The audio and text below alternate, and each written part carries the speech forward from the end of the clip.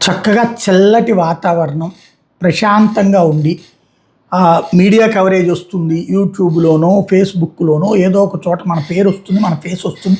మనం దేశాన్ని ఎదిరితే, మోడీని తిడితే, దూషిస్తే, ద్వేషిస్తే అనుకున్నోళ్ళందరూ పొద్దున పూట్ల టీలు, టిఫిన్‌లు, మధ్యాహ్నం పూట భోజనము, సాయంత్రం పూట స్నాక్సు, రాత్రి పూట భోజనము, అర్ధరాత్రి పూట బిర్యానీలు, పళ్ళు ఇట్లాంటివి కావాలనుకున్నోళ్ళు ఊళ్ళో ఖాళీగా కూర్చున్నోళ్ళు సరదాగా వస్తున్నారు.